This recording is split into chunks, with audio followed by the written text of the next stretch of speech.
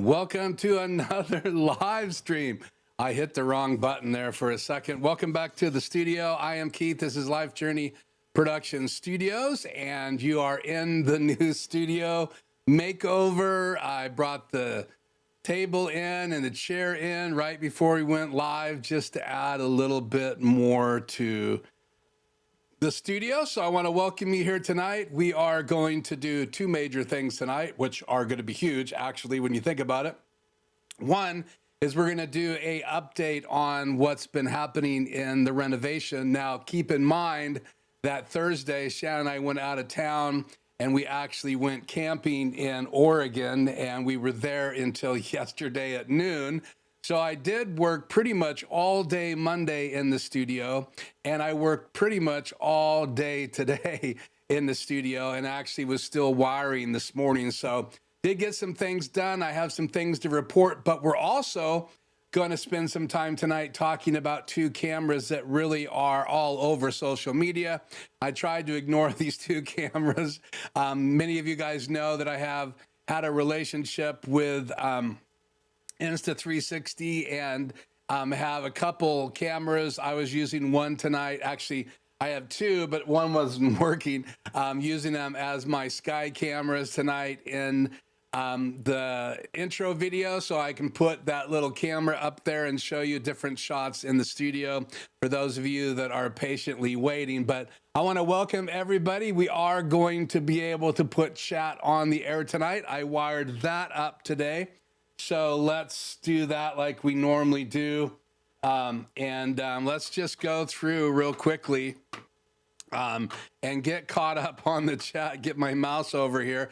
Now, I made a little bit of change. Instead of my Wacom 1 being right underneath, and I'll show you the desk here tonight, so please be patient. But I want to say hi here in just a second. But my Wacom 1 tablet, which is what I use to pop the chat up on the air, I have it on my prompter. I can read it from there as well, but I like to have the bigger screen here so I can read better. So that's exciting. So we're going to say hi now. But before we do that, please make sure, let's put chat on the air. Please make sure that you say hi tonight. If you are with us live, I would really appreciate if you would say hi and where you are from. Now, I don't have a map when I do go live. The next time from the YOLO Box Extreme, I will then put a map up and you guys can see all the different people and where they're located on. But I would really like to ask you tonight to do that for me if you would. You would say hi in the chat if you haven't already. And if we don't have your name, if it's just some kind of channel name, then please, if you're comfortable with that, put your name in the chat so other people can address you by name. And again, if you have a question tonight, please make sure that you ask it. And I'll try to answer as many questions as I can about the studio. But one of the big things that we do want to cover tonight is the DJI Pocket 4 Pro and the Insta360 Luna Ultra. And it's so hard to keep all these names straight because I have the Insta360 Link, I have the Insta360 Link 2, those are web cameras, and I have the Insta360 Link 2 Pro. And so memorizing all of these names is a little bit crazy if you really think about it. So, okay, so Tony said hi earlier today. He's going to be in the second hour. So thanks, Tony, for letting me know. Grish says, hello, everyone. Good to be here. It's good to have you, Grish, as usual. Hello, all. Chris from Florida here. Looking forward to seeing Keith's progress on his studio over the last week. Well, and I'm excited as well, Chris, to share that with you tonight. And I actually should be able to use NDI, and I'll talk about the studio. Going to give you guys a desk tour tonight, and I'm going to walk around the studio, show you what I've got done, what I still need to do. So it's going to be about an hour and a half minimum stream tonight. So hang tight. And I said this in response. And as more people get on, we will say hi tonight. Cyber Gizmo, hello. Looking forward to the progress report on the new studio. Yeah, lots of people. Atomic batteries to power, turbines to speed. I love that. In fact, I brought my Batman mug for coffee tonight. So in the spirit, and got a funny story to tell you tonight as well about our trip and our pizza dinner. So, and you notice that I removed the monitor that used to be right here, and now I have multi-view on the big screen. In fact, let's go ahead and hit record. So now we are on the air, and let's see if I can figure out how to do this. And we're recording now on disc 1. So again, welcome. This is Keith, Life Journey Production Studios. It's great to have all of you with us. And yes, we have atomic batteries to power turbines to speed, which is a famous line that was said by Batman and Robin, I believe. I think it was Batman in the Batmobile 1966 as they were getting ready to leave the Batcave. And so Gris says, I'm linking multi-view on the background TV. Yeah, you're liking the multi-view. Yeah, it is back there. We've now gone to that look instead of the look I had before. So that's a change in the studio. Audio sync issue, add a few frames of delay. I would be happy to do that. So let me just find out where my control software is right now. I'm still learning my new studio. Let's see. Yeah, there is no frame. So let's go save startup state. So that should be in sync now. Thank you so much. I apologize for those of you that had to watch my lips move differently than my voice. So that should be in sync. I am actually using a different ATEM Extreme Iso tonight. I graduated to my newest, least used ATEM Extreme Iso, which is my number 2. I'm going to retire to the back table back there, and I'll give you a tour later. My ATEM Extreme Iso version 1, and it is going to probably be the hub of my new tech desk. And so we'll talk more about that as the weeks progress. I'm not going to try to cover everything that I'm going to do in the studio because I'm making lots of little changes and lots of big changes. As you can see, the color is night and day. So much better. Thanks, Grish. It's one of those things you don't notice until it's not in sync, messes in the brain. Yeah, well, I normally have 5 frames of delay, but I did not tonight. So, okay, so let's dive in. No one else is in here tonight, so I'm not going to make you guys wait any longer. Trying to speed up these live streams and get going quicker. So that's one of the new leaves I'm turning over. So again, where we're headed is we're going to do an update on the renovation here in the studio. Going to give you a desk tour. Going to be able to walk around the studio. I have my my Rode Wireless Go 2 on, so I can switch to that and walk around the studio. And I'm also going to use the iPhone. We'll unplug it right now. It's nice and charged, and I use it to monitor the live stream to make sure everything's sounding good. And so we will move over to this right here. And I'm opening up the RodeCaster app, so it's firing up right now. And so it is now sending NDI into the studio. And so we are going to find that camera. And I think it's going to be in the RodeCaster channel 6. So let's fire it up and see.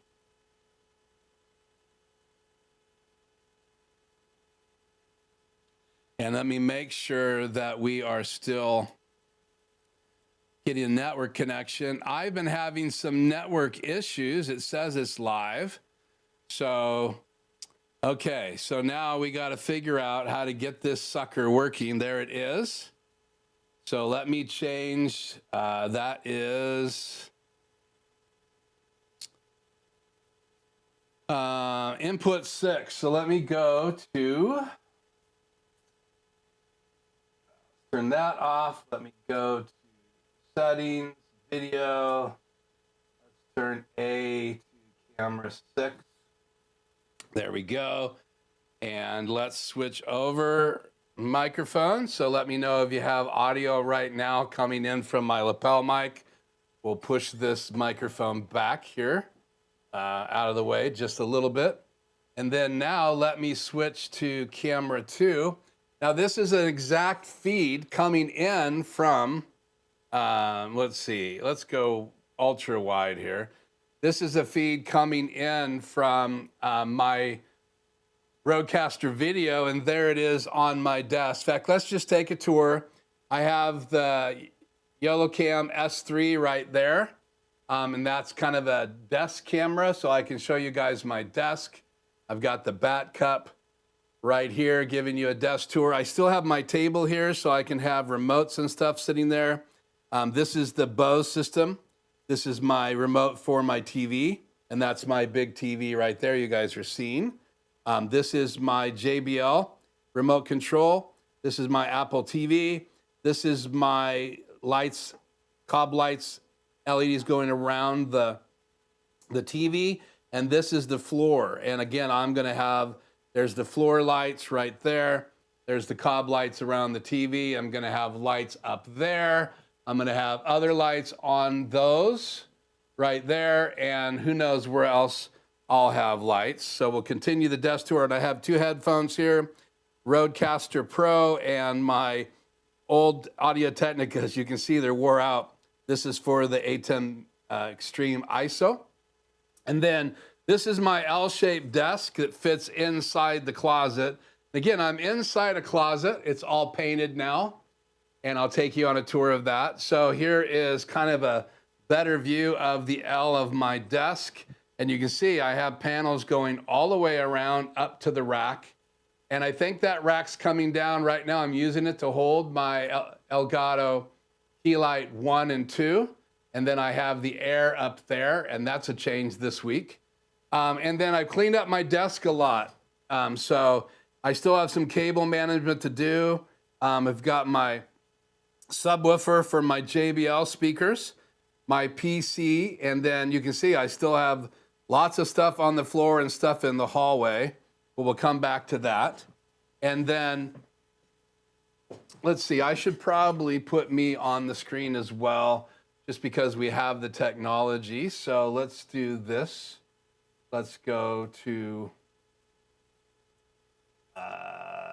Super Source down here. And how about, let's see, Super Source. Let's do a 2-box. Let's put me in box 1 and box 2. Let's do this. That's right, right? Nope, let's do this. We'll make this much bigger. You guys can see what I'm doing right there. Move this over there. And now let's make me much smaller.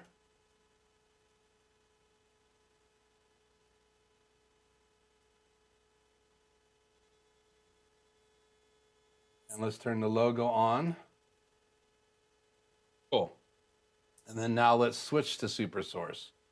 So, bang. Okay, so we'll continue around the desk here so I can be in the frame as well, and I'll try to stay on the camera. So we have the RodeCaster. Let's go even closer. So this is the RodeCaster. And what I'm using the RodeCaster for is I have NDI coming into 6. I've got a webcam coming into 5. And I'm using 1 and 2 as well. One of them's multi-view, and the other one is the Osbot Tiny 3 using this HDMI converter. This is UVC to HDMI. Osbot sells that. And so that gives me the ability to use the Tiny 3 right there as an overhead camera.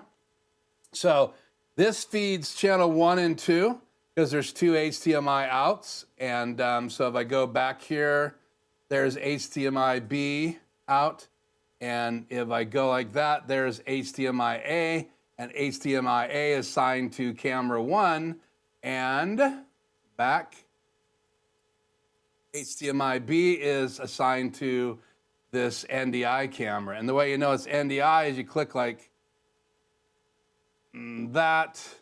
See, I guess I can't mess with it while working. So this is the RodeCaster video. I like that the fact it has NDI and all of that, so that's great.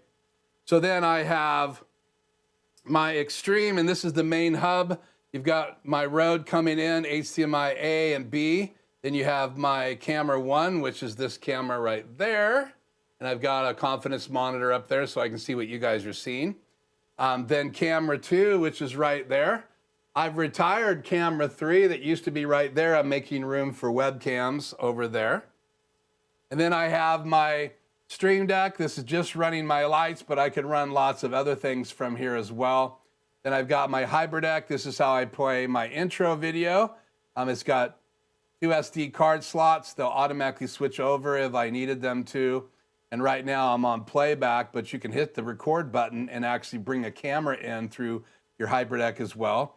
And my HybridDeck comes in fill, which is just video playback, and key. And key is for graphics. So let's go forward here and find a graphic. There we go.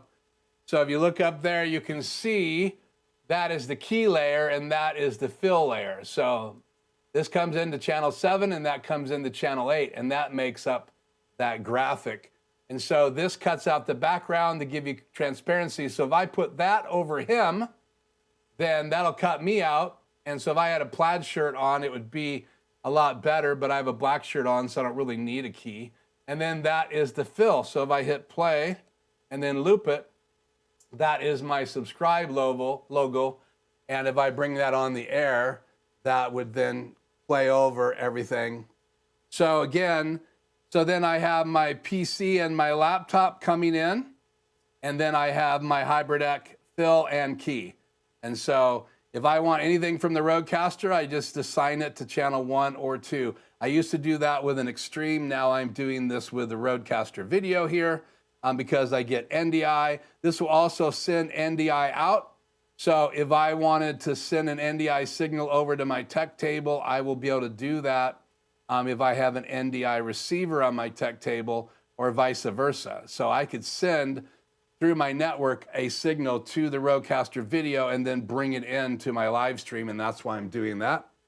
Then I have my Pops keyboard, and this is my remote control for the Tiny 3. So Tiny 3 can pan around with this remote control, and I can zoom in and zoom out, and so that's good to have. So that's my drive I'm recording on tonight. Again, the UVC to HDMI adapter, so I can get a real webcam in as an HDMI source. So there is the HDMI cable right there, and there is the Rode input and the power input, and then that's the little thumb drive for the remote control, the little USB A dongle. Again, this is a converter, and you can see it's powered up. So this is the hub to control my BenQ monitor. So I have 4 quadrants.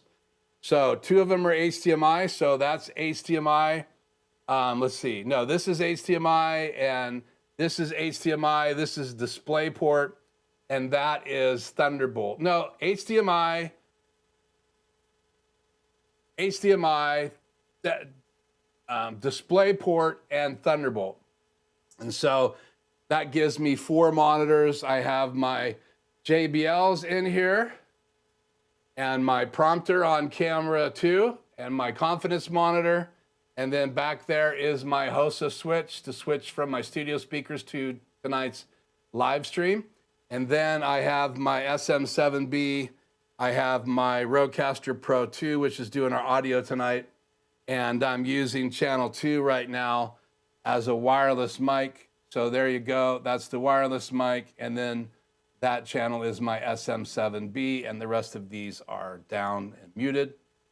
So all I got to do is switch by hitting unmute right here and mute right here. Now I'm back on the SM7B. And now I'm back on the Rode Wireless Go 2. So I have the prompter showing chat, and I have the Wacom 2 tablet. So if I want to pop up a chat, which we'll do right now, let me get my mouse over there. I can say hi. Hi from New York City. It's good to have you. Give us a name, would you? It says M Freedom of Speech. So love to have your name in the chat so I can call you by your name. And then Hank, Keith driving home from dinner with friends in a car. We'll catch up with you at home if I make it in time. Regards to all from Hank on the road in South Carolina. Great for you to stop by, Hank. So that's how I can pop chat up with my PopKeys mouse. Now this is plugged into my PC. And again, here is my PC. My Skycams are plugged into my PC. And see, that one's live. This one is not. So that is the Insta360 Link 2 Pro. And this is the Insta360 Link 2.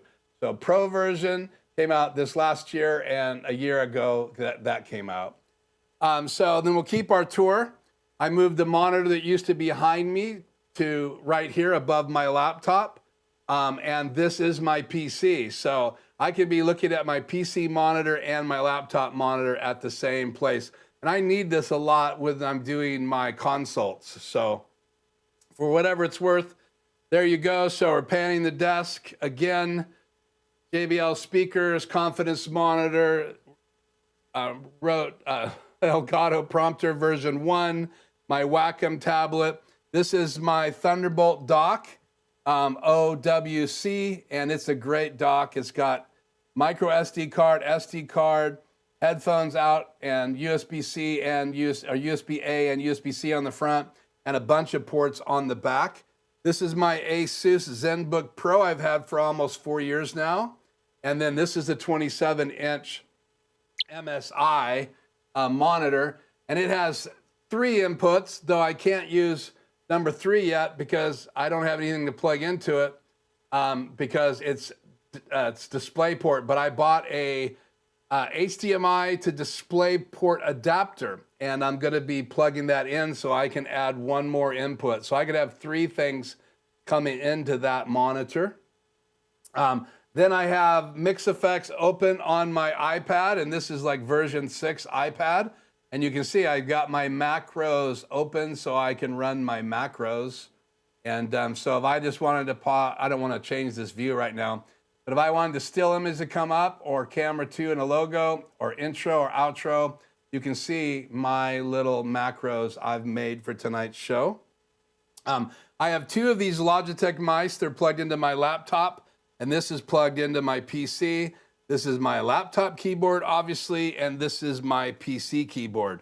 Though I can switch between my PC, my laptop, and my iPad. And I apologize, my hands are pretty bad right now from working with all the cables in the studio. So then I got headphones for the RodeCaster video right there. I need to get a mount for headphones right there.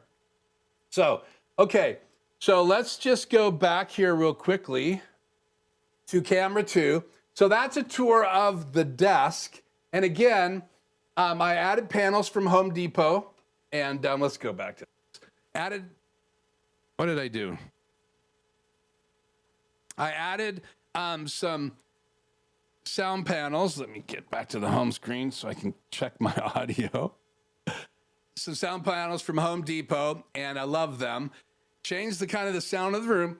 Used to have a sound blanket hanging in the back of the closet. Now I have these really nice panels. We'll cut to this again. So you can take a close look. This is like a foam pad. And then this is like presswood. So it helps cut the audio, and they're all the way through this, all the way back behind my monitor, below my desk, and they go all the way around. And so again, this is the bat station right there. So that gives you guys bat station right there. That gives you guys a great view of what I've accomplished in the studio. And that is a lot of work, just so you know, to get all of this. I had it almost all tore down. And so now it's a work in progress still. I do have another keyboard I can use as a lap board right there for my PC, and the mouse is in one of these little tubs. We've got the chair out tonight, and I have the plants and the lamp, I can change the color of that bulb. And then I've got the 2 floating shelves, though I'm not impressed. These came from Home Depot, and I would not give them a 2 out of 10. They tilt forward. I've had Batman fall down twice, so I'm not sure if I will keep these or not, or replace them. But again, I have these nice little displays right here, and I've got some lights on them temporarily right now. Then this used to be behind me over here by the door. And so we'll go wide here. That's the door, the closet wall right there. And then I have these sound panels, though they're not up permanent yet. That's why it's kind of sticking out on that side, because I need to get to the plugins behind that. And then I have one right there. The TV is back up, and I've got the cob lights around it. I've got the cob lights on the floor, but a track is coming for this. And I'm gonna have cob lights up here, probably starting the whole distance this time, I'm pretty sure, and coming all the way around, because I have power over here on the wall, and I'm gonna go up that corner and go all the way around the studio with my cob lights. I don't know if I'll go the whole way. I don't have enough to do that, but you can see the cob lights start right there, and they go all the way around the studio. On the floor, that's my Bose subwoofer hiding back there. And then I've got Obi-Wan up there on the top shelf. And he's got a light on him just to add some ambiance. And again, I have the old Extreme that I've been live with for so long right there. It's just lit up. And this is my rack. I have 2 drawers here. It's all the drawers I have in the studio is those 2 rack drawers. I've got my Xbox. My 2 Xbox controllers are shoved back there. And up there I have my Samsung and my Apple TV. And it just doesn't stick all the way out. And then these are Elgato LED Pros, whatever they're called. And I got them as close to yellow as I can get them. So if you remember before, I had my lights up here hanging down with big soft boxes. I'm not sure what I'm gonna do with that. These are my track lights. And then I have another mount right there. And there used to be an auto pole going across here for my backlights, but I'm not quite sure what I'm going to be doing with that. And so this is the size of the room. So I'm standing by the entry door. And so you guys can kind of have a tour of the studio from inside the studio.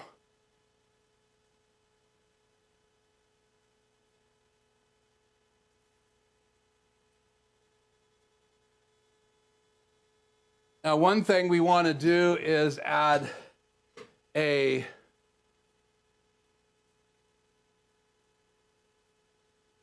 piece of carpet.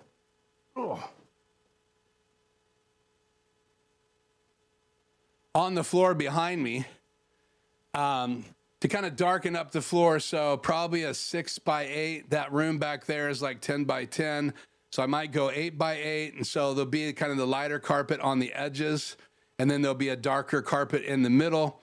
And I'm still kind of debating. We'll talk about some of the things that I would like to do differently that I haven't talked about yet on the channel. And that is, as I get products, I would like to have a tech table.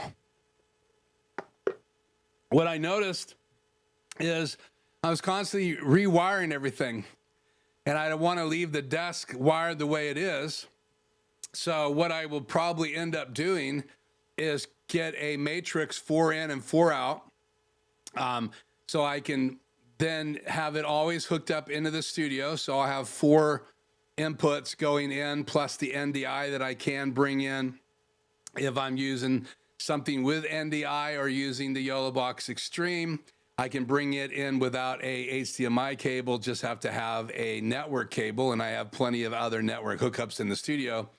So the tech table would be something that I can bring in. I've always had a table, and it's in the garage now. I don't want it in the studio. It used to lean up against the wall right there under the TV. I want to clean that all up, and I still have some cable organization to do down there, but I'm waiting to get those Cove light strip holders, and they'll hold both color and cob LED lights. And if you don't know anything about cob, I've just learned about the cob lights. They're just less bright spots. They have kind of this thin rubber layer or whatever it is over top of it that makes it not have hot spots. And so even though I don't have it in anything, you can see that that's pretty nice and even light going around there. And again, I have remote control for the TV. And now I do have two Bluetooth adapters, so I can cut off the cob cables, wire it into the adapter, and then be able to have a different way of controlling it. I could control it potentially through voice. I could also do through companion. So I'm looking into all that, but just to get the studio up and running, I went ahead and used the kit the way it's designed. So I can turn the TV off, and I can turn those lights back on, and I can actually dim them a little bit bright tonight. So dim that down just a little bit, right like that, or maybe like that.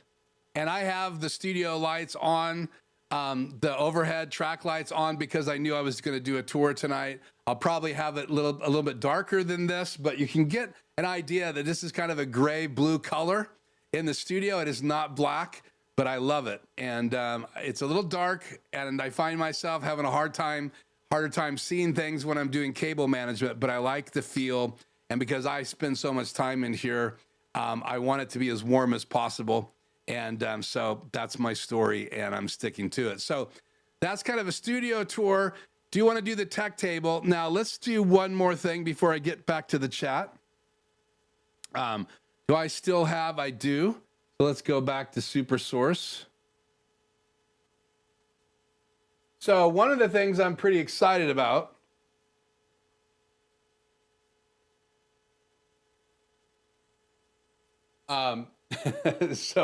is I have a lit up logo that's coming right here. It's going to have the light bulb. It's going to say Life Journey and Productions really small. And I have a good friend of mine, Jason Krantz, working on that for me. And I think the letters are coming this week, and then I've got to put the cob lights into it.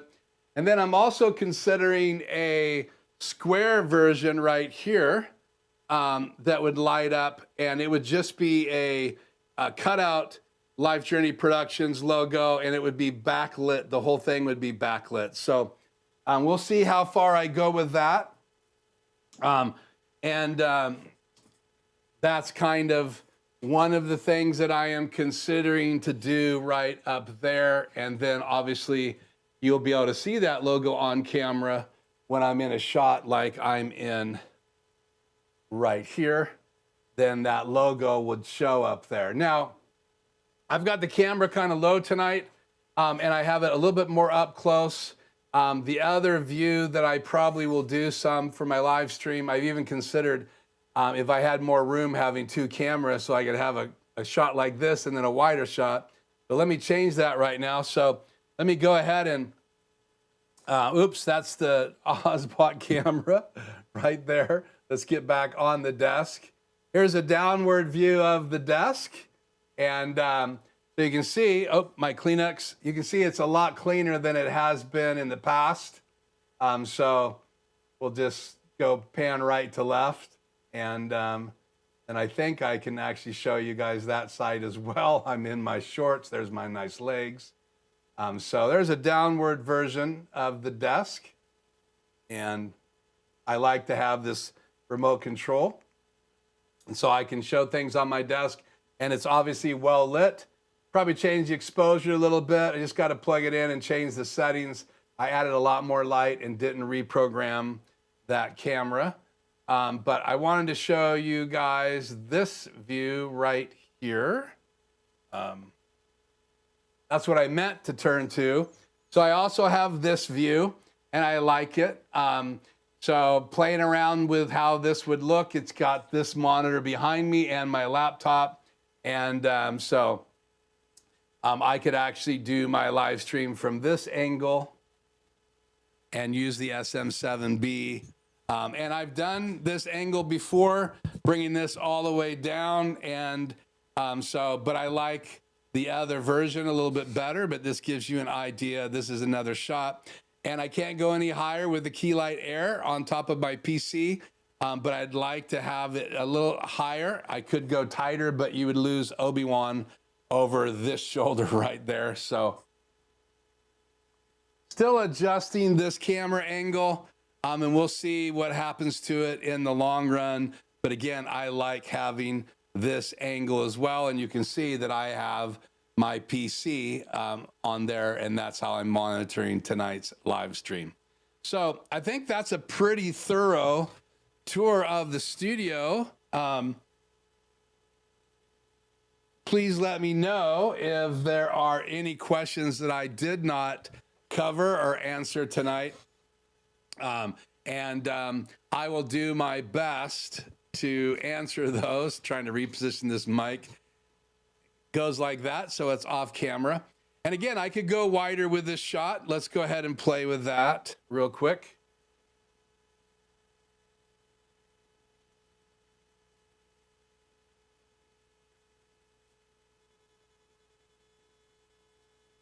I can go this wide before I start having it conflict with the corners of the prompter, because again, the prompter has a real deep brow on it, and my lens, when I go wide, is below 20 mil. If I go like down to 19 or 18 or 17 or 16, which is as low as my Canon lens goes, then you're going to start getting the brow of the prompter. I showed this last week. I'll show you now. So that's what you would get if I try to go full wide. I love this shot. But I can't do it with the prompter on. I could take the prompter off, but when I'm live or when I'm doing a Zoom consult, I want to have the prompter in front of me so I can be looking at the person right inside the prompter.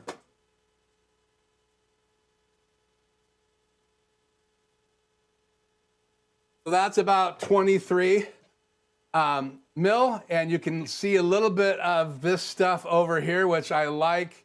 And I could adjust the camera a little bit more, but it takes me out of the center.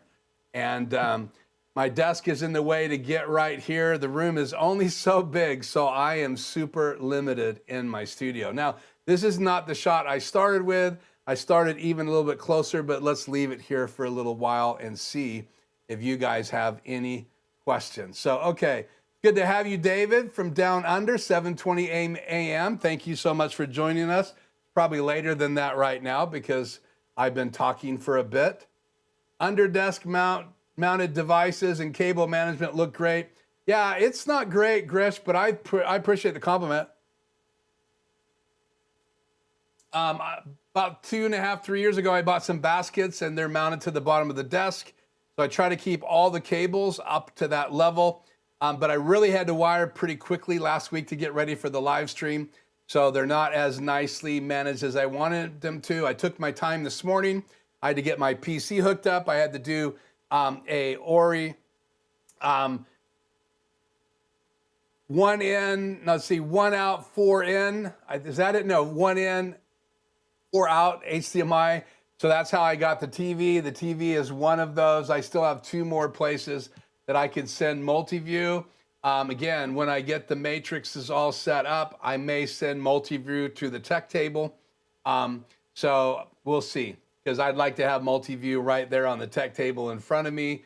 But again, lots of wiring again today. Had to wire in my my Wacom One tablet. I had to, what else did I have to wire in today?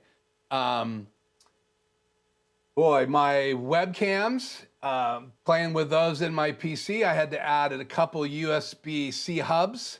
One's under my desk. I had to do some changing and zip tying one of my network switches. I had to change out a cable to my RodeCaster video because I wasn't connecting right. So I got rid of that cable and put in a new Cat 6 cable between my hub and my RodeCaster video, because you have to have it networked to do NDI. It will not work wirelessly, even though the RodeCaster Pro can be hooked up wirelessly, but you can't do NDI wirelessly. You need to be networked to get a good, strong NDI signal. So, okay. Cyber Gizmo, looking very professional. Well done. Well, thank you. I appreciate it. So that was the goal, is to make things look as professional as possible. And again, I think once we get the logo up there, and you'll be able to see it in this shot. So it's kind of designed to be the same size approximately of the TV. And so I will keep you guys tuned in on that. Now, I do have a video on the studio renovation that I was going to show tonight, but it's not done. I need to take some more footage of what I've done so far. And it gets hot in here because I've been working in here, and it's been about 85, 90 degrees outside. And so I'm sweating a bit. But once we get that logo up there and I get the cob lights up, I'm debating if I'm going to put my little stand back here in the corner. I kind of like it, not cluttered. I have 2 sound panels to go on the back wall. I really should talk about this real quick here, so we're going to, because I can. This wall right here, I have, let's go, yeah. I have 2 more of these, and they're in the room next door. I love these because they hide the outlets that I put up here originally for my speakers. So I have 2 of those. And then I want to have 2 more on this wall to help soundproof this wall, because I'll probably be sitting right here with my tech table with the TV behind me. So I think I'm going to have my tech table right here, and all of the switches and stuff for the tech table will be right here. So I can just simply plug in whatever I'm showing. And then I would be sitting here with this behind me. So it'd be something like this, but I'd be down on a bar stool. And so you're not going to probably ever see this wall. My plans are not to show that wall. In fact, right now I can go to picture-in-picture mode. There you go. So I'm not sure I'm ever going to show that wall to anybody, but I do want to get a sound panel on there to cut down the sound. And anyway, I really like how this wall is coming together. And again, the logo will go right across here. And I have the ability to add to this cob light. And so it's going to be the same yellow color. So it's just going to be an extension of this switch. And it'll go up there and light up that. I could do it separate. I haven't decided. That means I'd have to hide wires back in these outlets right there.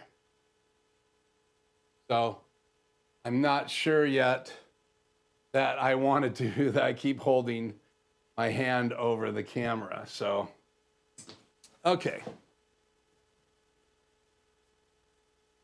Back to that shot.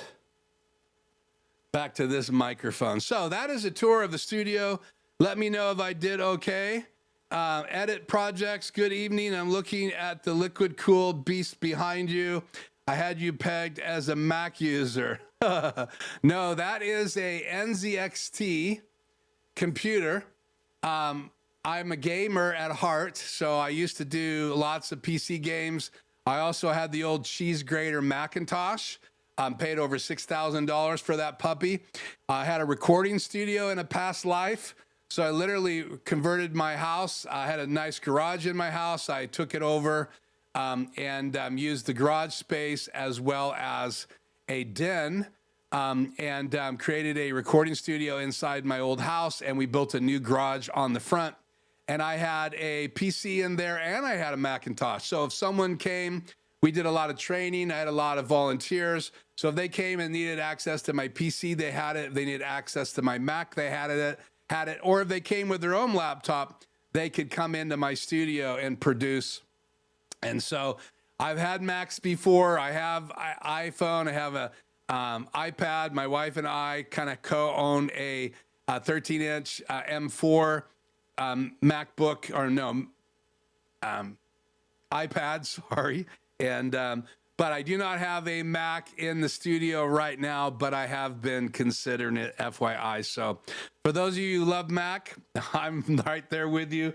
Absolutely nothing wrong with Macs. They are super stable. In fact, in reality, right now, a MacBook Pro with the new technology just can't go wrong for either gaming or video design, CAD drawing. Pretty incredible.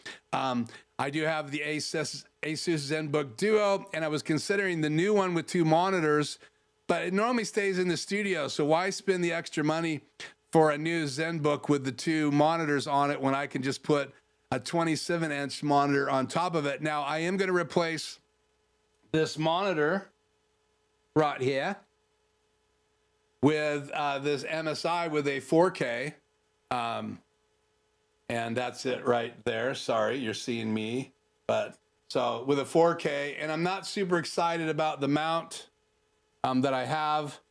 But I also don't want to put any holes through the sound panel. So it's nice that it mounts over here. And it came with 2 mounts. And so I can have another one of these. It just pops out of there. So I could actually have this movable. And I even thought about using this on the tech table and putting another one over here somewhere on the wall. And then I could use this same monitor over there. I just have to have a long cable. But I want to probably just leave a 4K here. And then I may just move that over for my tech table. So we'll see. Lots to come in the studio in the future. So, okay. So any questions about the studio before we move on? I would love to answer those. And again, it's a work in progress. I hope you like it. In fact, I should do that poll again tonight, but I'll do something different. So let's do.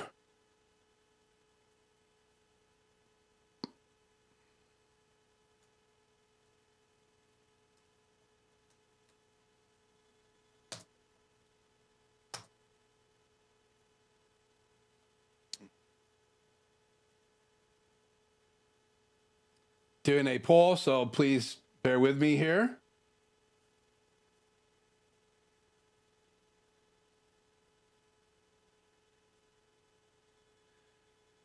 So I have a question up. Do you own a DJI Pocket camera? Yes or no? If you would answer that poll tonight, I would be much appreciative. And the answer to that for me is yes. I do have, something fell.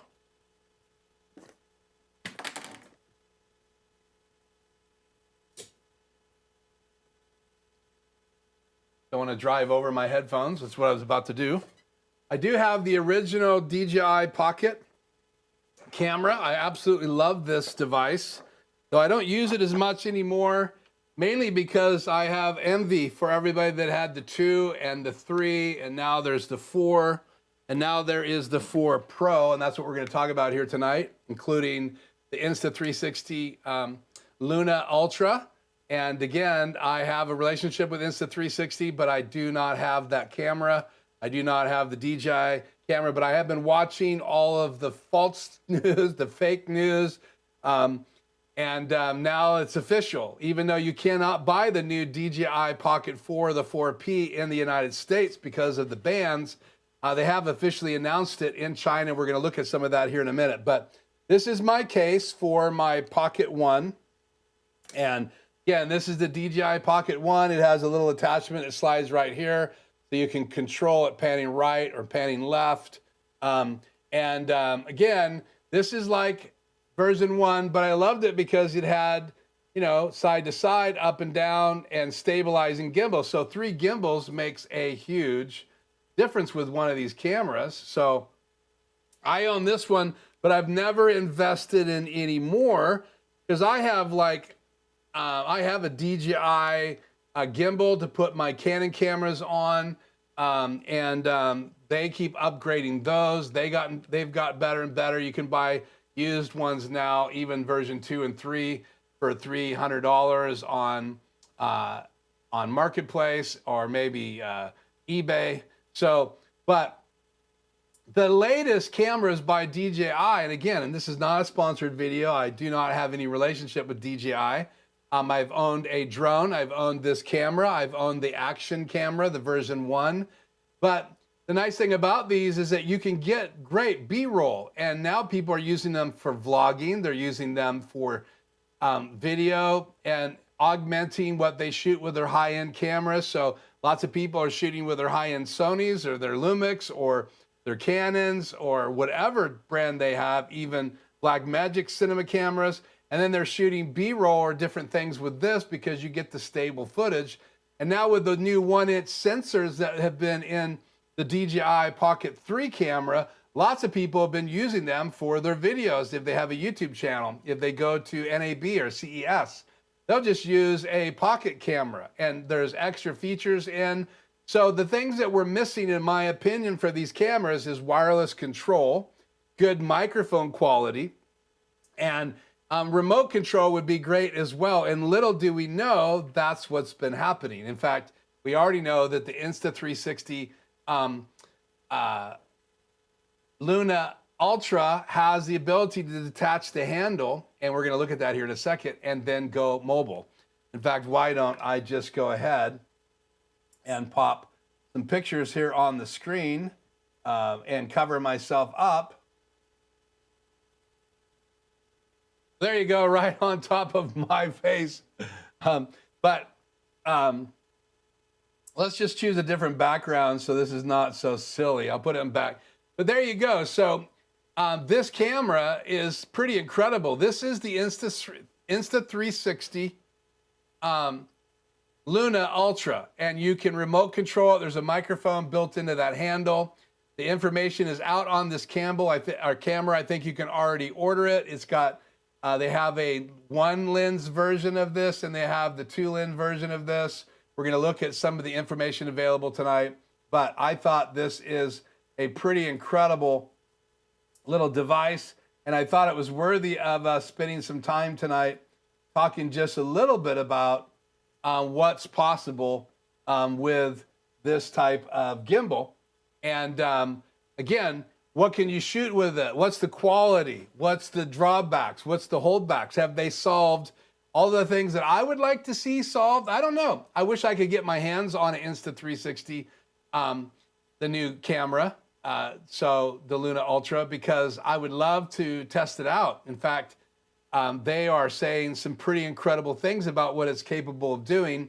And if you compare the DJI Pocket 4P, which is the Pro version, or the 2-camera version, and you compare it to the new Insta360 Luna Ultra, which is a 2-camera, 3-axis gimbal camera as well, and you compare them side by side, there's a lot of similarities and there's a lot of differences, and it is really hard right now to debate on which one is the best. In fact, I've put a link in the description below. One of the guys that I have watched on YouTube for quite a while, let me see if I can find this video and bring it up here. Give him a shout out. This is, get a better look on his face here. Maybe, maybe not. Let's go. Do I have a macro for this? Me and my laptop, does that work? Yeah, it does. So this is Javen Dovey. And I've been watching him for a long time. That video link is in the description. He is not under NDA. And so he did this video, which you guys can watch later on the 2 cameras. And I thought it was pretty cool today as I was watching him. And so he talked about the specs, but I want to look at the specs as well. But let's go ahead and give DJI its due here as well. And let me minimize this, and let's go. Let's see, DJI, where are you? Okay, let's go black background again, and let's bring this on the air. So now this is no, that's the wrong picture. I apologize. This is it. So this is a picture of the DJI Pocket 4P, and pretty incredible little device. And as you cruise through social media and you look at what's available, these are the options that are going to be available for this camera. And one of them is next to the left of that little white piece on the table.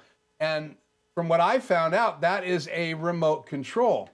So not only will you be able to remote control the DJI camera, now it's sold extra, it's not built in like the device is. You can get white or black in the Insta360 camera, and see it's detachable, so you can remote control it, and there's a microphone built in, but it's looking like the DJI is going to be controllable as well. And you got their microphones, you've got controls, you've got handles, and I yet do not know what that little black device is in the back, but all of this information has been released in China. And so one of the cool things, sorry about that, one of the cool things is my buddy that I put the link in, I don't know him personally, but I've been watching his videos for a long time. Again, it's Javen Dovey.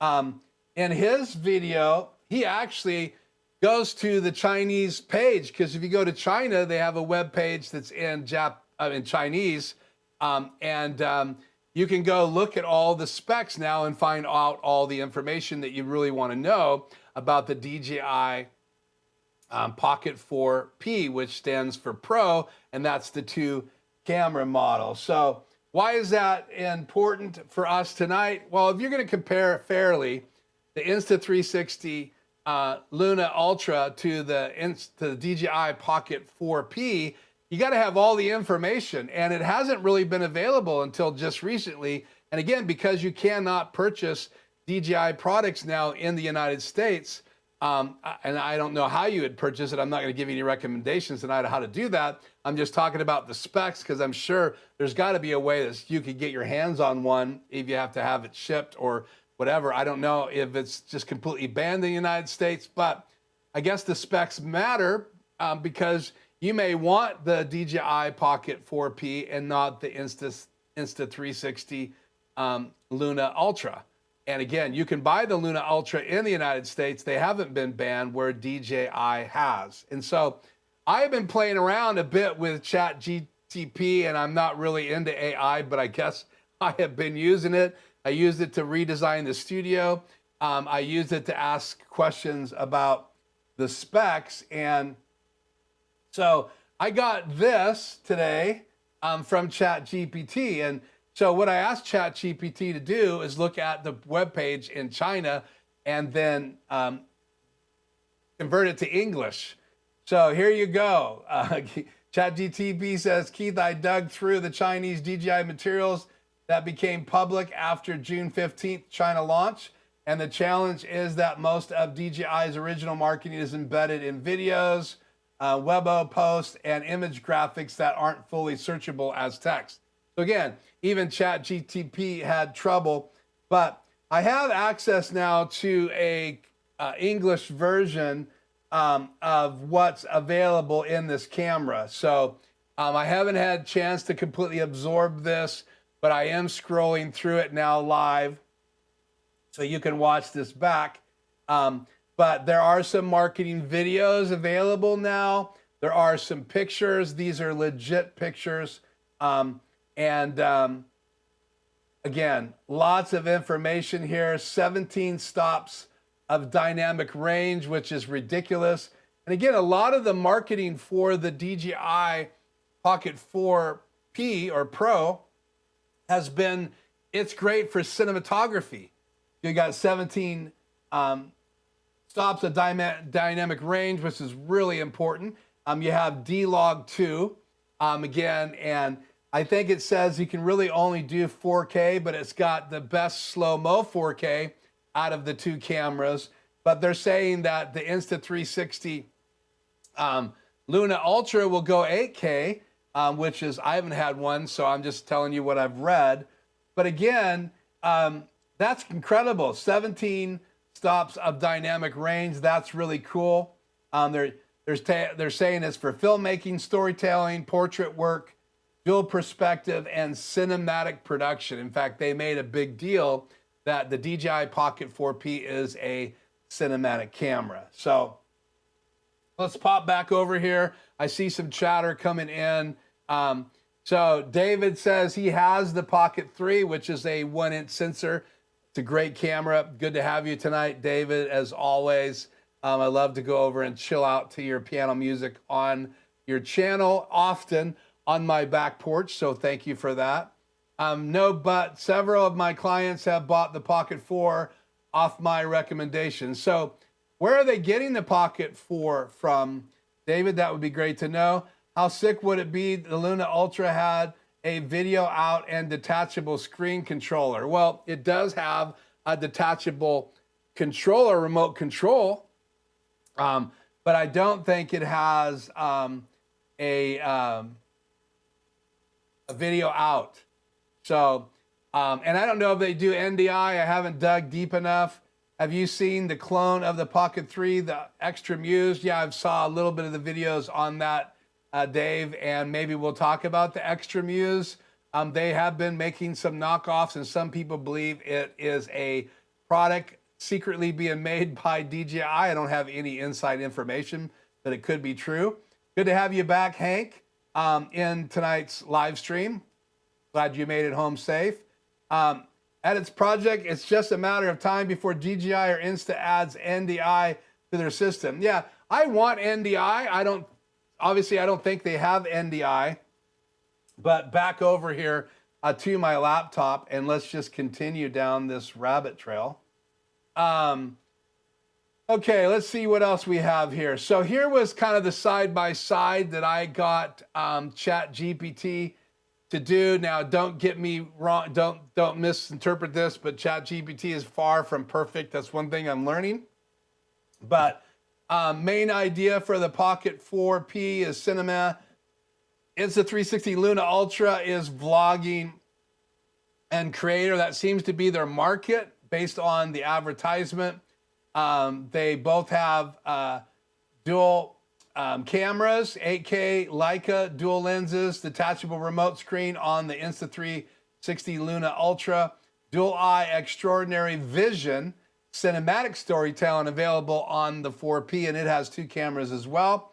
Max video on the DJI, as far as I know, is 4K, but they can do 240 frames per second, where you can do 8K, 30 frames per second, 4K at up to 120. So if you're really into slow-mo, go for the Pocket 4P. If you're really into 8K, and I don't know who's gonna do any video production in 8K because it's so expensive when it comes to memory, but it's available on the new Insta360 Luna Ultra. So let's see, zoom 3 times optical, up to 12 digital. I'm not sure why anybody would use digital because it just breaks down the picture quality, but 3 times optical is pretty cool on the Pocket 4, and then claims up to 12 zoom on the Insta360. Again, watch Javen's video. He goes into it in more depth. I am just really tonight just scratching the surface on these cameras, but I wanted to have this conversation and make sure that you answer tonight's question. Do you own one of the DJI Pocket cameras? The 1, the 2, the 3, or the 4? I would love to see that in the Q&A, the survey. Okay. Let's see. Vlog adds wireless touchscreen controller. So the Vlog kit does have the ability to come with that touchscreen controller. So right when everybody thought the Insta360 Luna Ultra was kicking DJI's backside because of their detachable remote control, evidently that's going to be an available feature for the DJI Pocket 4, but you'll have to buy it in a kit where it comes in the Insta360. Pricing here, China price, $525 to $562 for the Pocket 4. This is the best I could get from ChatGPT, and then $769 for the Luna Ultra. Available China first. US is unclear, publicly launched internally. So I think you can already buy the Insta360 Luna Ultra from Insta360 site. So, okay. So let's go down here a little bit further. So the main camera is a 1-inch sensor. And let's see, aperture 1.8. That's for the Insta360, and it's got the Leica.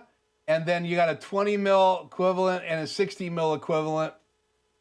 And the 60 mil equivalent is f2.0.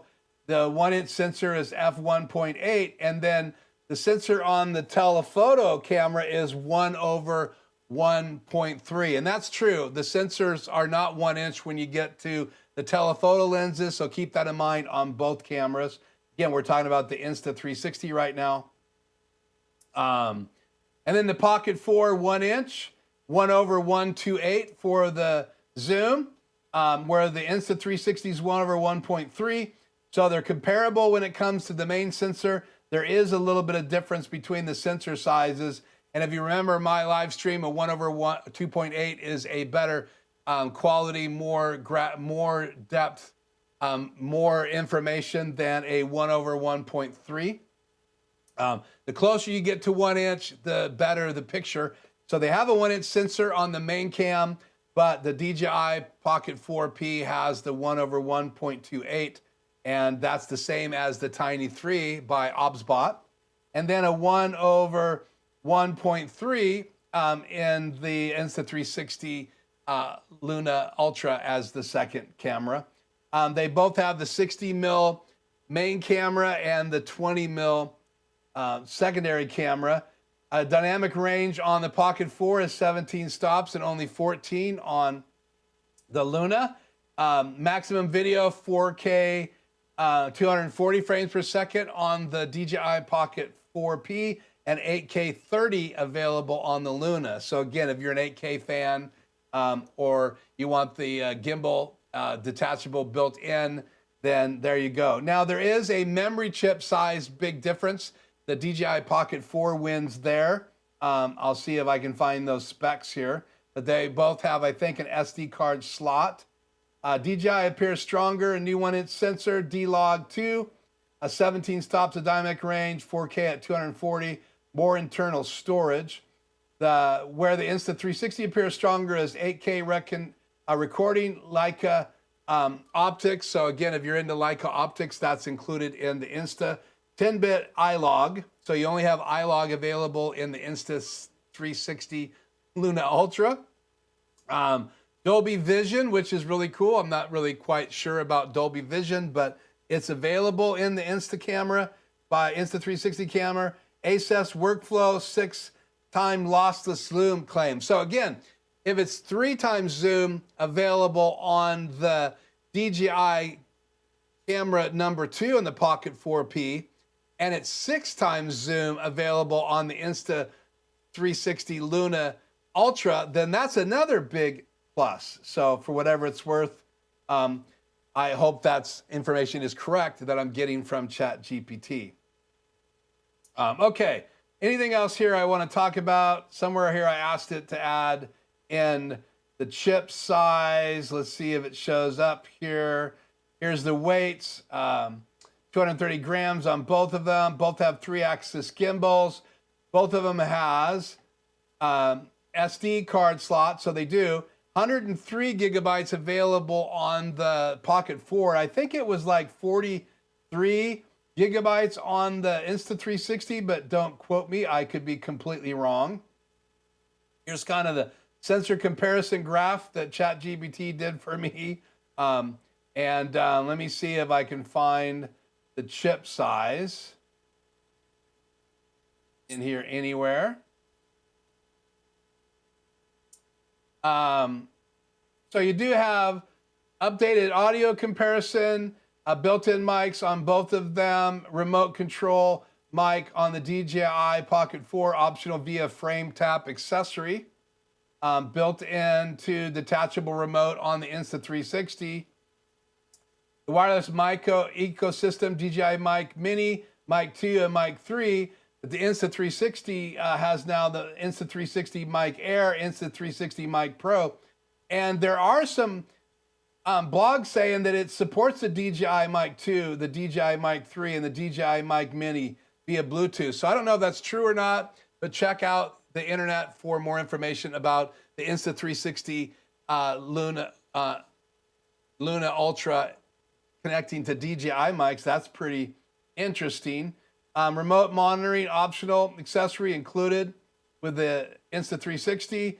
Solo creator workflow, excellent on the DJI Pocket 4, outstanding. Okay, lots of stuff here. Features including in the Insta360 Mic Pro. These are the mics that you can use with the cameras. 32-bit float, 32 gigabytes of internal storage, AI noise reduction, auto gain control, time code support, direct connect to Luna Ultra without a receiver, and approximately 10-hour battery life. That is the Insta360 Mic Pro, available to use with the Insta360 Luna Ultra. Surprise for DJI users, according to Insta360 official compatibility documentation, Luna Ultra can pair directly with Insta360 Mic Air, Insta360 Mic Pro, DJI Mic Mini, DJI Mic 2, DJI Mic 3. So supposedly that is legit. Okay, internal storage on the Insta360 Luna Ultra storage is 47 gigabytes and expandable to a 1 terabyte micro SD card. 4K at 60 frames a second is 104 minutes of recording, I guess. 8K 30 is 35 minutes of recording on a 1 terabyte chip. So swallow that. Update storage comparison, 103 internal storage on the DJI Pocket 4 and 47 gigabytes. A micro SD card, but no information on how big a micro SD card you can put in the DJI Pocket 4P, but you can do up to 1 terabyte in the Insta360 Luna Ultra. Okay.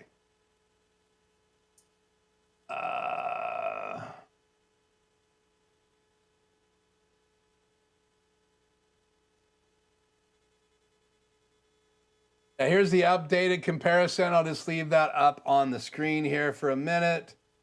Thank you, ChatGPT. Scroll down here so you can see all of this graphic if you guys want to watch it back later.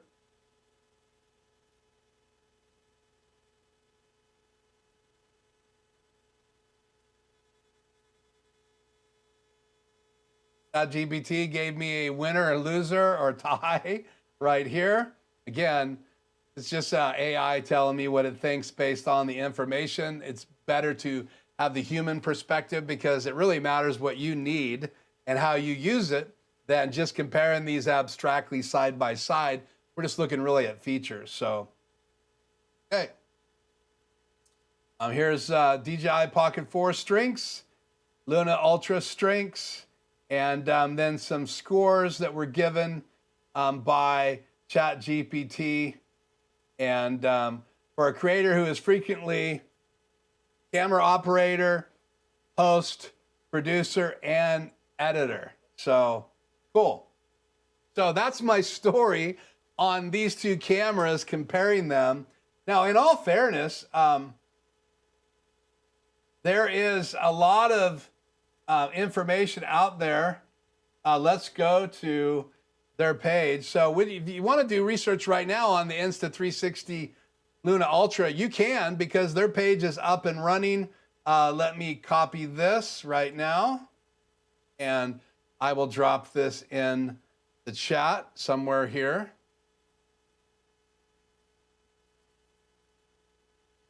And I'll also put it in the video. Let's just go ahead and go back to me for a second. Let me see if I can pop this in tonight's video somewhere, somehow. There we go.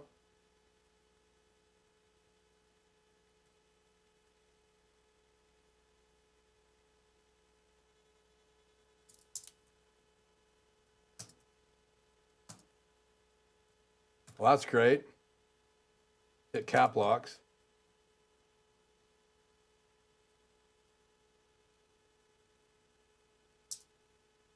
I am copying this into tonight's notes so you guys can have it.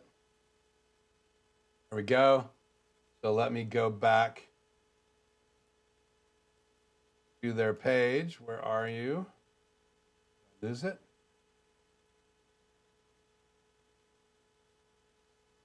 No, not. Okay, in all fairness, let's start at the beginning. So here you go. This is the page y'all been waiting for. No, this is Insta360's release page. You can buy it now. There's an intro. There's the two colors. You can see the camera in portrait mode. You can see it flipped over into landscape, the detachable handle. I really like the way this camera looks. It's smaller when you look at people holding it compared to the Pocket 4P. The Pocket 4P is a little taller. It's got a little bit more gripping space, but they weigh about the same for whatever reason. And lots of information here. They have their video footage. They have up close information on camera 1 and camera 2. So 1-inch 8K sensor. So again, 8K video. 1.8 is the aperture, 14 stops of dynamic range. And then they pop over to this camera, 1/1.3, f2.0, and up to 12 times zoom. That's huge.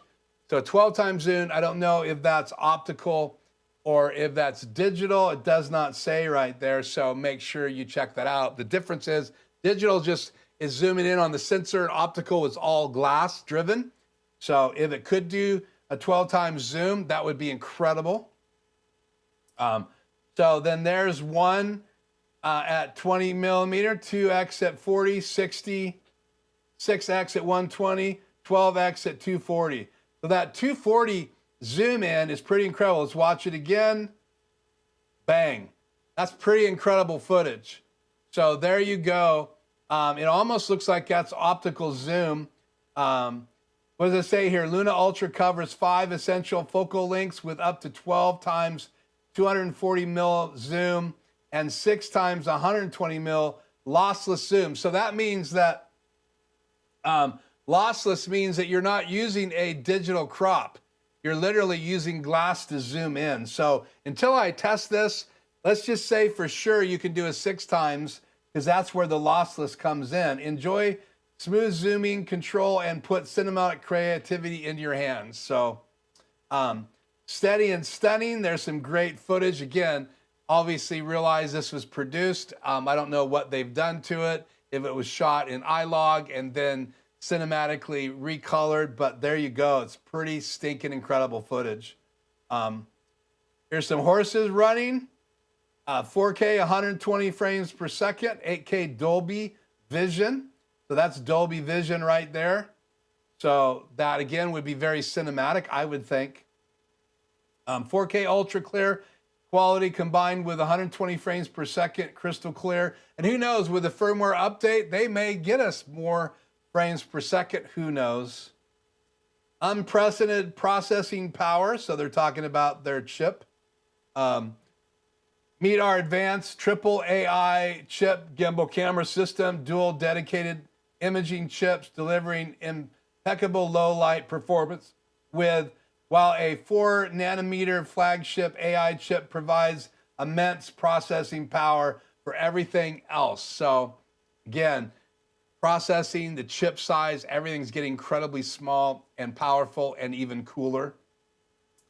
Leading low light, 4K 60 frames per second, our advanced triple AI chip system and sensor delivering stunning low light clarity backed by pure video, a dedicated low light mode that reduces noise while enhancing brightness and detail, available up to 4K. Now, I watched a video this week where there are people already experiencing AI technology in pocket cameras. So more vivid skies, cropping out the sky and adding more blues. So again, having some automatically technology inside these cameras so it can actually do a better job of giving you low light performance is something that's already in cameras. It's just been on the chips, not being called AI, but it's just built into some of the high-end DSLRs. You have image stabilization built into these cameras. Now these have 3 gimbals on them, and it has some AI technology. So who knows where the technology is going. But again, there is that picture, a detachable 2-inch OLED screen. So again, having that detachable screen is a pretty cool thing with a microphone on it. So you could have the camera at one place and be talking into the gimbal and controlling it in another place. It is limited on how far it will go, but there you can see the gimbal controller in a hand. And there you go. China. Solo trips, couple shots. There the camera is being controlled. Some zoom in for photos. Stunning portraits. Share ready portraits. Elevated night portraits. Live photos reimagined. 4K live frame. Slow-mo live frame. I bring them to life. Precision and stability advanced sensor. So it's taking out the flickering of lights, it looks like, on the left compared to the right. Signature colors.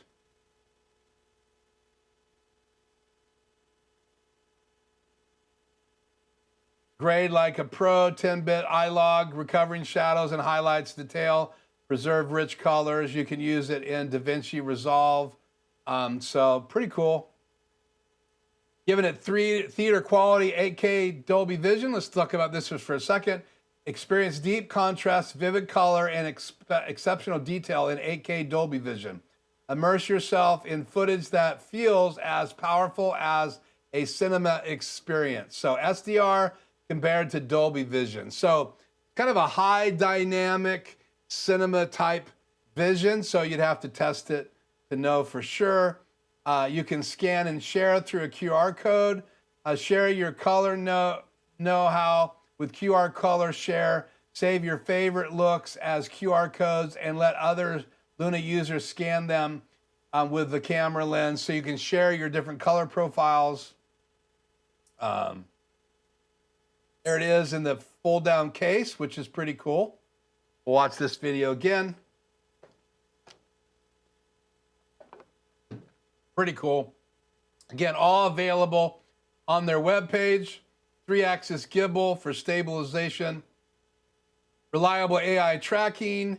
Here's the AI tracking. AI tracking, active zoom tracking, group tracking, and smart framing.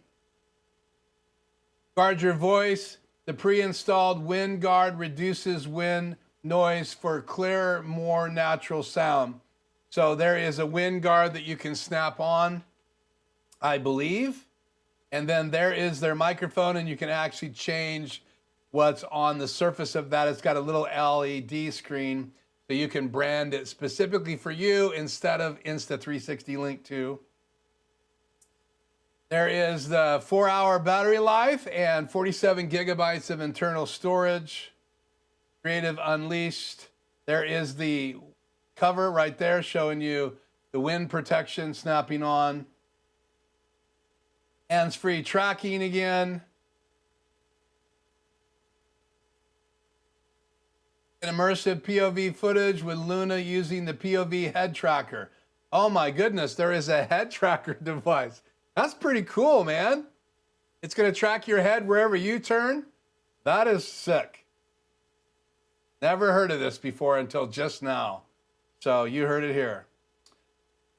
Endless creativity, 360 panoramas, barrel roll, time lapse, auto editing to unleash your creativity. The Insta360 app uses AI to pick out your best moments and turn them into a ready to share edit. Okay. So let's get back into the chat here. Good to have you, Tony. Glad you're back in the chat. I think I would stick with the DJI for the dynamic range, but I need to see the images. Morris Live Productions, thank you for joining us, Mike, from Miami, Florida. It's good to have you. The sample images look pretty good, but I doubt the straight out of camera. I agree. Obviously, the sample images on their websites are always a little bit suspect. So glad I'm able to catch your live. I'm glad you're able to catch it as well. I think they use professional colorists. They probably did. I would if I was a manufacturer. So again, there's more. You guys can do your own research, but let's just wrap this part up by saying this. I want to shoot more videos. I want to be faster. I want to be able to be more portable. I want to have wireless microphone. I want to have wireless control. I'm not sure where all of these features will fall, but to be able to be mobile, I love that about my Mobile One. In fact, occasionally I still use this. If I need to go capture some B-roll, I didn't take this with me camping. I wish I had, because I did a video of a ride on my Mayan Segway bike, and it is a e-bike. That video is going to be coming out here on my channel. And I want to go through the studio with this DJI and take some stabilized video footage. But if this was a new DJI Pocket 4P or in the new Insta360 Luna Ultra, then I would have a lot better footage. I'd have a lot more options, and I would be able to just set this up and do a panorama with the remote control. I can do a panorama using this and the app on my phone, the Mimo app. But there are some really cool things that you can do with these Pocket cameras. I will say this, Snoop Dogg had a DJI Pocket 3 at the Olympics, and I thought that was pretty cool. Aaron Parecki has done some remotes from his DJI Pocket 3 with the 1-inch sensor. So some of the people that have influenced me on my channel have used them. So I don't know if I will get either one of these cameras. I don't know if it's worth the investment, but I will say this, it was worth the conversation, because in reality, these guys are doing some pretty incredible jobs with their cameras. And so as you get further and further down the years, we are seeing some incredible features available in these Pocket cameras. And so there you go. That's a drive-through Insta360, and there is the POV head tracker. Here are some ND filters. Here's the battery handle you can add, a neck mount, and then you also have the mini light that can be attached. Let's go to the next page. Yep. So, and if we click on this, it is $69, and it detaches head movements, or detects, don't need the advertisement, detects head movements, allowing Luna Ultra to track your head in real time for immense first-person POV footage. Built-in shutter button for easy one-tap shooting. Multi-mount options let you secure it to different objects for immersive first-person headshots. Completely sweat and waterproof, IPX4 certified for worry-free use. Provides up to 7 hours of continuous recording and supports fast charging. So again, what they have come up with is absolutely mind-boggling. So I'm glad I'm a YouTuber. I'm glad I have this channel. I'm glad I get a chance to meet people through my consulting. And by the way, if you are so inclined that you might want some help with your studio, I do offer a free 1 hour. That's available here on my website. I'll put this link in the description. It's just lifesjourneyproductions.com, and then you go over to my contact page, which is right up here, and then you scroll down and you can fill out this form, first name, last name, and your email address, and then down here ask for a free 1 hour Zoom consult. It's not a sales pitch, believe it or not. You could ask me if you would like to increase hours, or you could just take advantage of the hour. There are two benefits. Number one, I get to meet you face to face, which is really cool. Number two, I get to find out what you're doing. So if you have a channel or a studio, wherever you're at, and maybe answer some questions and get acquainted along the way. I appreciate people who join me here on the live streams, and I want to offer every single person out there a free 1 hour Zoom call. So again, if you fill out that form and you have never taken advantage of that 1 hour before, it's available to you. And then if you would like to purchase more hours, you could ask at that time. let me just tell you this, it's very, very, very cost effective and way less expensive than the other people that I follow that do consulting, because I genuinely want to help people out there who are building studios, learning how to use things like the ATEM or HybridX, or trying to figure out more, getting questions answered about the RodeCaster Video or the YOLO Box Extreme. And who knows what other devices that I'm going to be able to get here in the studio, and I can help people with those as well. So maybe you just want to know how you can display chat on the air, so things like this pop up in the middle of your live stream. David says, Extra released the Muse 2 Pro, which is like the Pocket 4 Pro. I researched it, and now the Extra Muse 2 is coming out soon. Yeah. So again, I think, David, you're using those gimbals in your studio for your streams. So pretty cool. And it's great to have you, David, on tonight's live stream. So, okay. I have no clue what time it is because my clock's in a box. So let's look at my phone here. It is 5:32. We have been live for an hour and a half, not counting the intro video.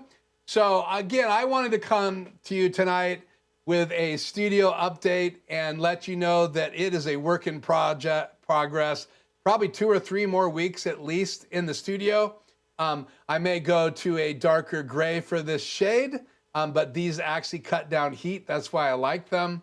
Not sure I'm going to leave it that color. I'm not sure I'll leave the chair in here.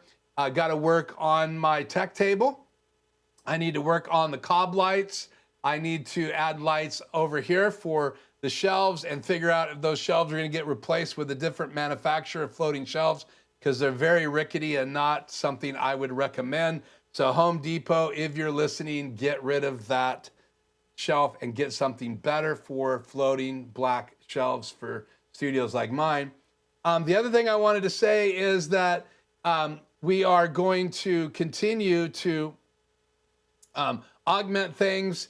I've got the logo, light up logo coming there. I may do one above my BenQ 32-inch monitor, and that would come into play when I use these little mobile cameras that are sitting here on top of my PC.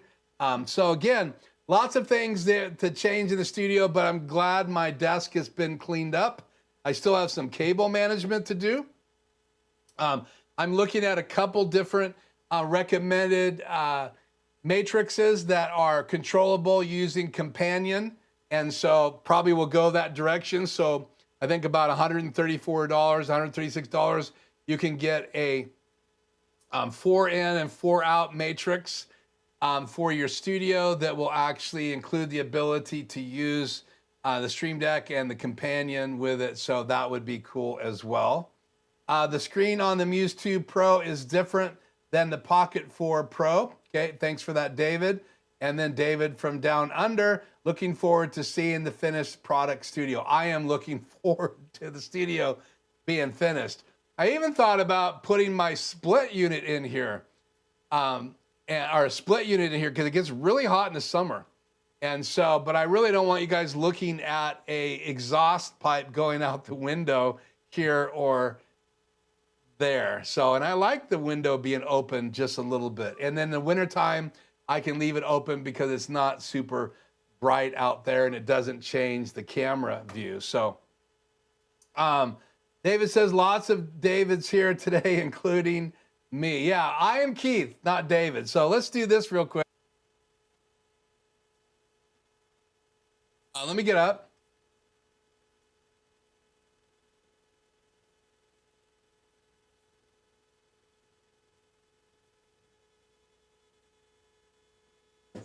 Probably more going for this look in the studio.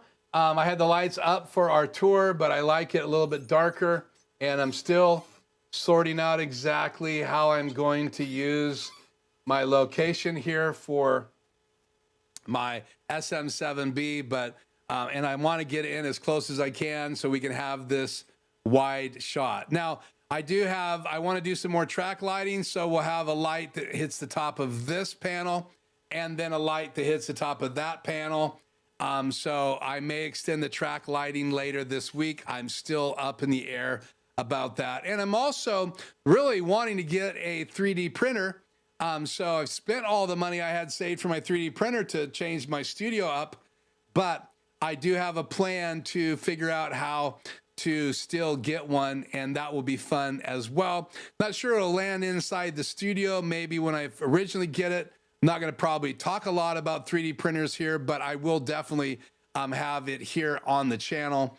That will be fun. So David's Rule the World, that looks nice. Well, it's going to be fun. So thank you for those nice comments.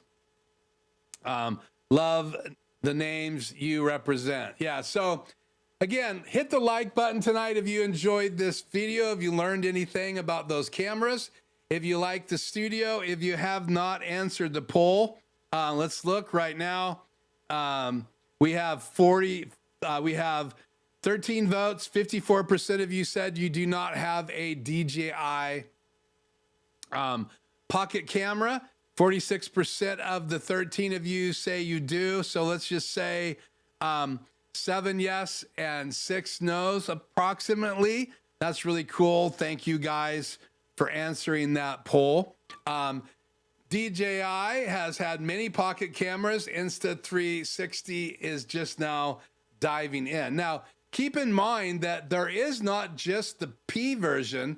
There's the DJI Pocket 4, and then there is going to be a single camera version from Insta360. I'm just looking for that camera. Let me go back to their page here. And the 4 has been announced and out for a while. At least I thought they were going to do a single camera version. I could be completely wrong. And if I am, I apologize. But I don't see it on their website. So, but there is a Pocket 4P, and I'll have to do some more digging to see if there is a single lens version of the Insta360 Luna. So, so a couple things I wanted to say tonight before we go.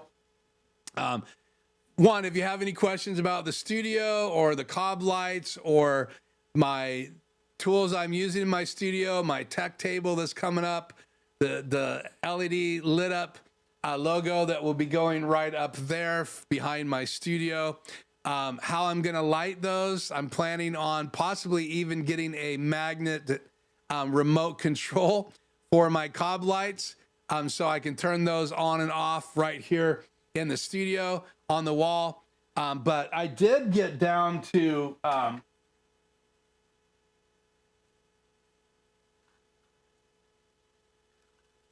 this many remote controls.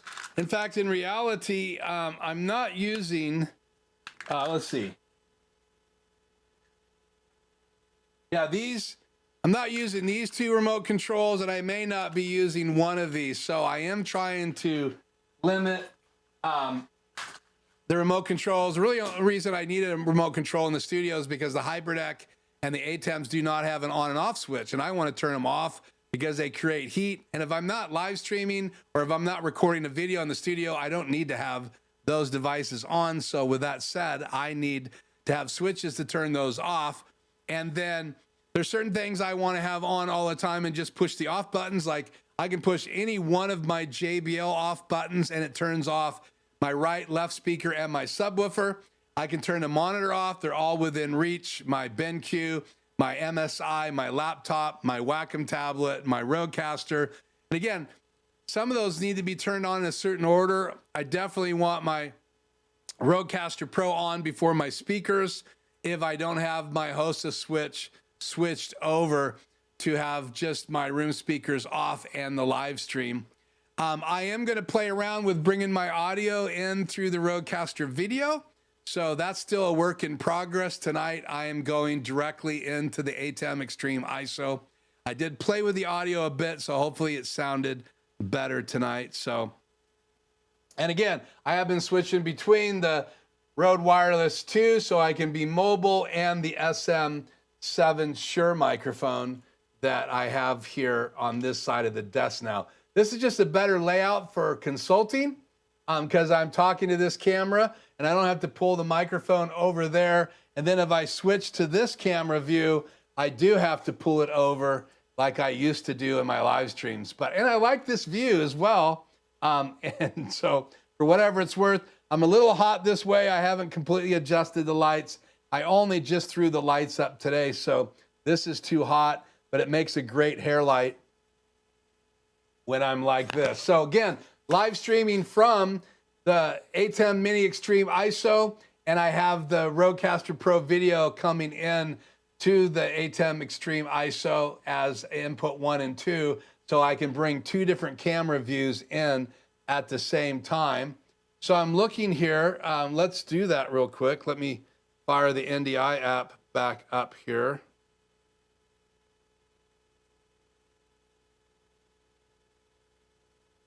And I'll show you that real quick. So these 2 cameras right here,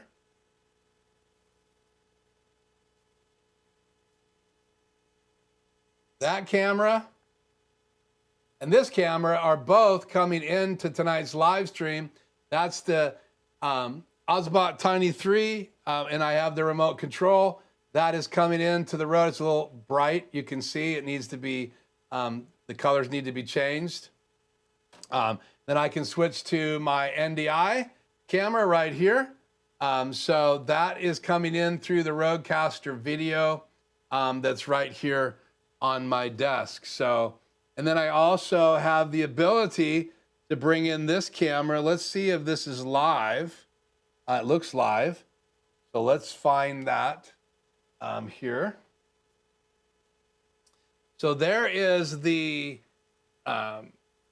software control. Get my mouse over there.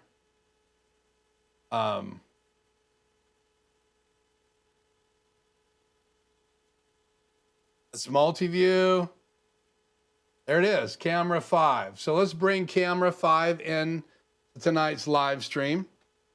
So we're going to go down here. Let's see, how do we want to bring camera 5 in? Let's go to settings. Let's go to video. Go to, I want to go to A, and let's change this. Do we say it is, what camera is it again? Camera 5.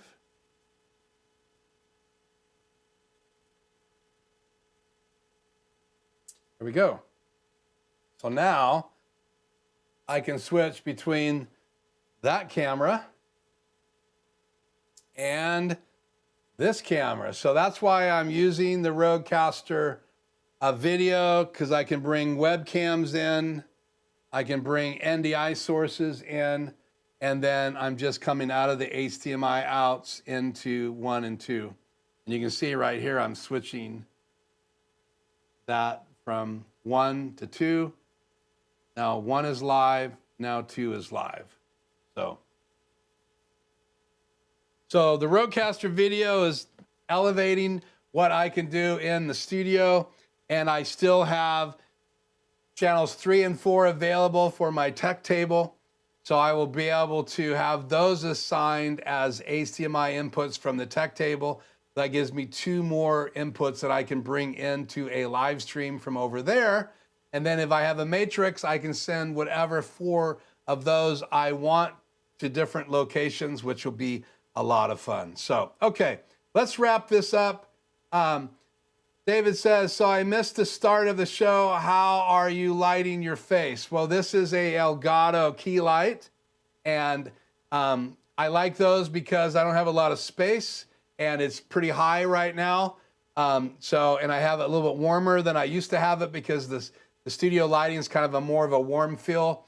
And then I also have a key light, Elgato key light above that camera right here. That's one. And then I have this one behind me. And if I zoom out, you can see this is the Key Light Mini right there on that side of the desk. So hope that answers your question, but those are the three lights. Now, Key Light Air is the smaller one. The Key Lights are the bigger ones. I think it's 15 or 1600 lumens compared to 2000 lumens. And then I have the little Elgato Key Light Mini, which I used to have as a hair light, but I'm not planning on putting a hair light above me. I want to kind of keep it more warm behind me. There's plenty of separation with the things behind me right now that are lit up.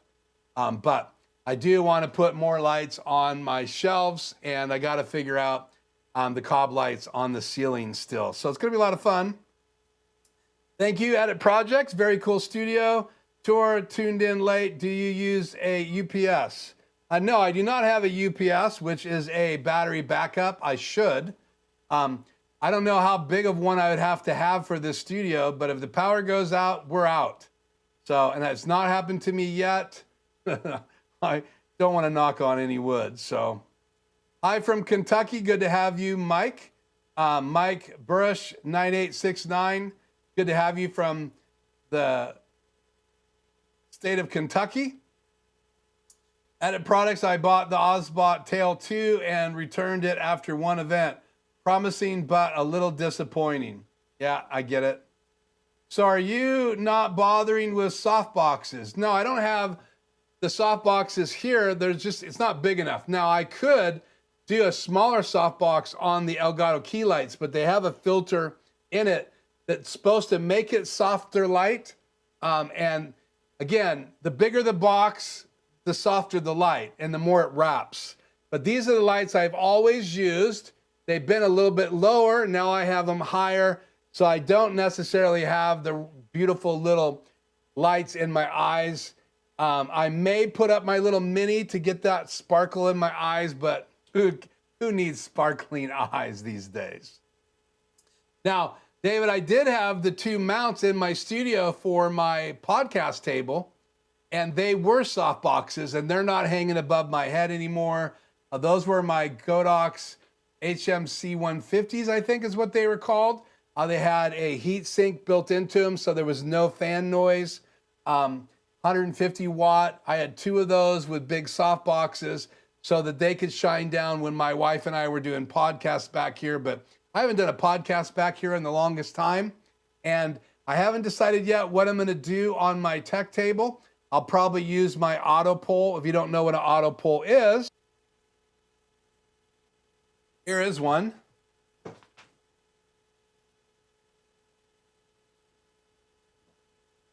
Here is the auto pole, and it's designed to expand.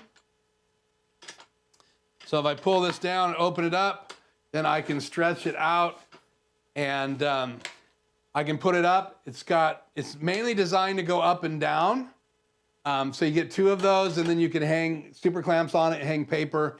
But in reality, what's cool about this is I can use it from wall to wall.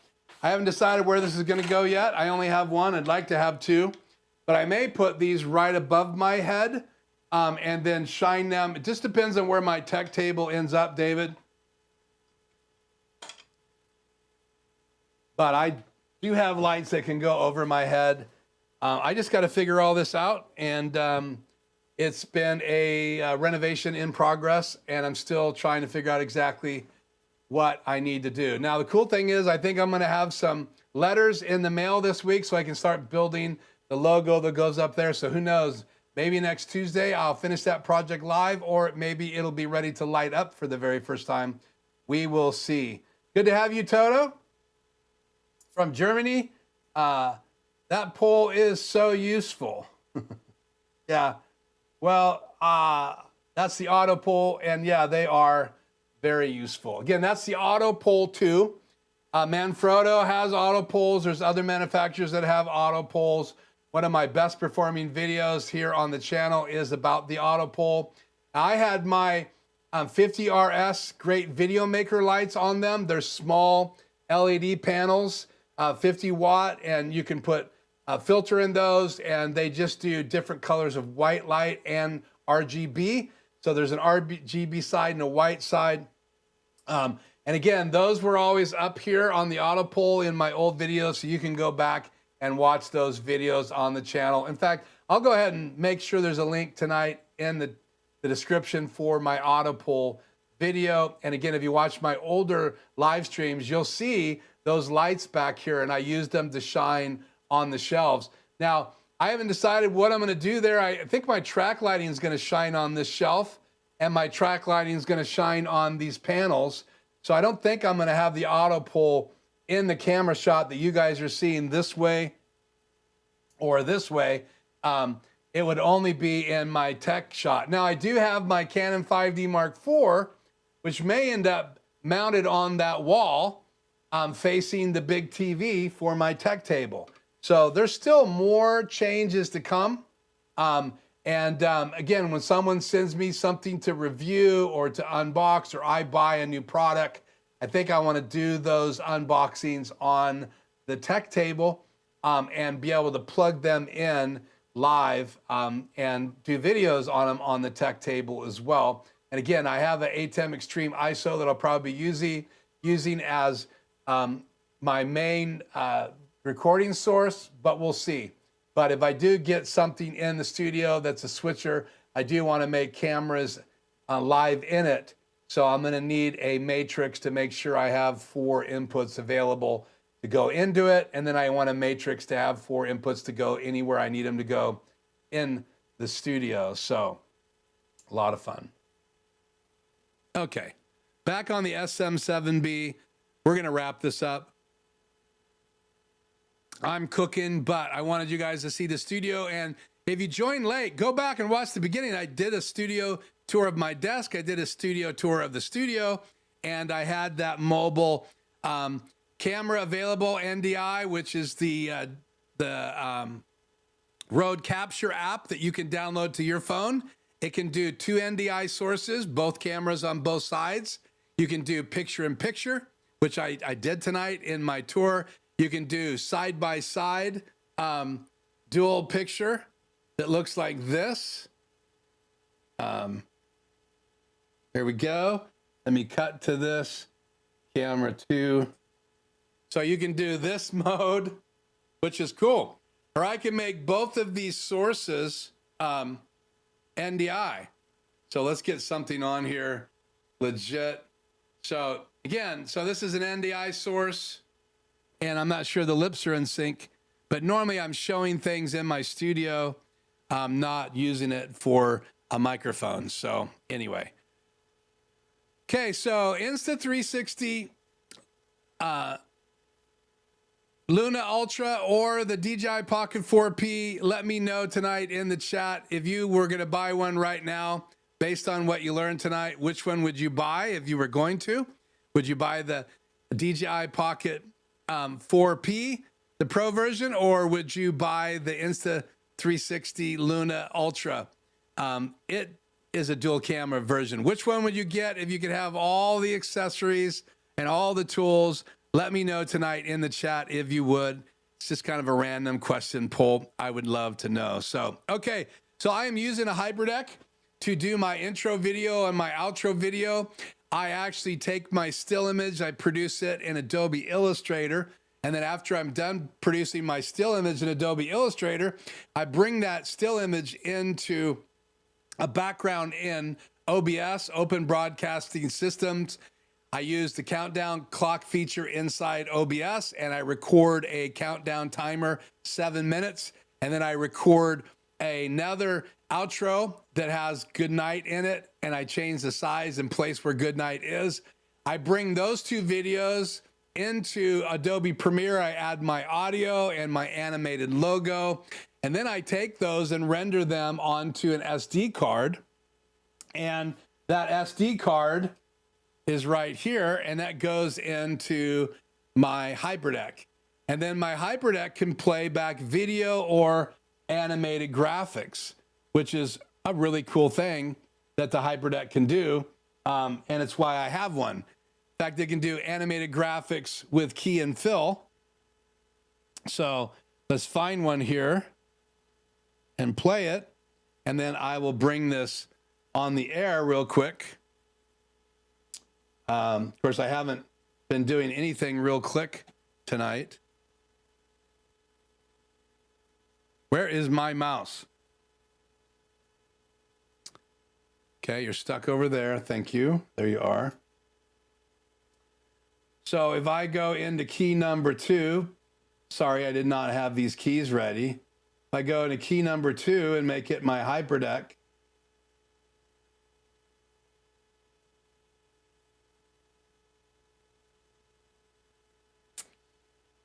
and then make it pre-multiplied and then bring it on the air, there is my subscribe logo. So I have a key layer and a fill layer. And that makes that graphic look nice and crisp. And even if it was over top of a plaid shirt, it would look nice. So we're going to use the hyperdeck, the reason I'm saying this, to play the outro video and say goodnight. So thank you so much for joining me tonight. And thank you for answering that question. There is one response. I'd probably buy the Insta to avoid regulation headaches, okay? So please let me know in the chat tonight if you would buy a DJI Pocket 4 Pro or the 4P or the Insta360 Link or Luna Ultra, if you could. So I am Keith. This is Life Journey Production Studios. Thank you so much for joining me. Please hit the like and subscribe button if you haven't already tonight. It really helps the algorithm. And I hope you learned something tonight that's worth your time. I'm very honored that you joined me. It means a lot to me to be able to share some of these things that I'm learning and studying with this world of YouTube. It's pretty incredible. So thank you for supporting the channel in the ways you do. And again, I will be back again next Tuesday with more updates on the studio. And who knows, we may be talking about something crazy like a new sign. I don't know. We'll see how the week plays out. But thank you so much for joining me. Again, Life Journey Production Studios, I am Keith. I'll see you in the next video.